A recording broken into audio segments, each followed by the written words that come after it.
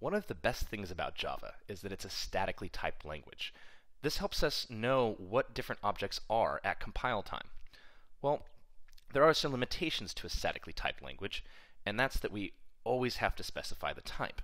Well, I'm going to show you a trick for dealing with situations where you know better than the compiler what an object is. Let me show you.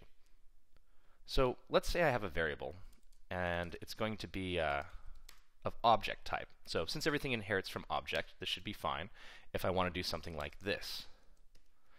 Now, this is fine, but you can see when I actually try to use A, I only have the methods available to me that are in the object class.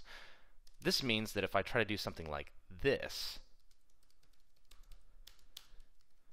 I'm going to get a problem.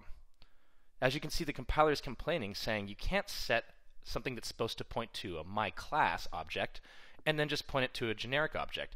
I can't guarantee that functionality is there. But we happen to know for sure that, hey, that's actually pointing to a myClass object. Well, with typecasting, we can fix this.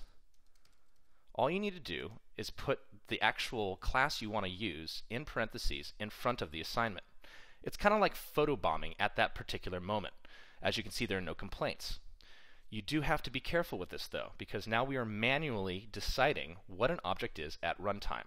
If, for instance, this was not actually a myClass object, I would get errors later. But for most of the time, when you actually know what something is, you can cast it to exactly what you want it to be. You can also do this with primitives. Let's say I want to have an integer that's a random number. Well, there's this method called mathRandom that will give me a number between 0 and 1. Well, if that's between 0 and 1, and I want a random number from, let's say, the beginning to the end of a list, I can just multiply that by the list size, and there I have it. Now, again, the problem that I have here is that this side of the equation is a double. This side, I'm asking for an int. I would normally have to take a bunch of methods, convert it, and ask for different data types to change that double into an int. But I could also just cast it to an int.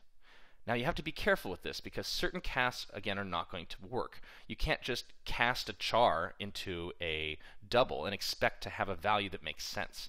But oftentimes, for simple things like converting floating point into integers, you can use this technique and make your code much more readable.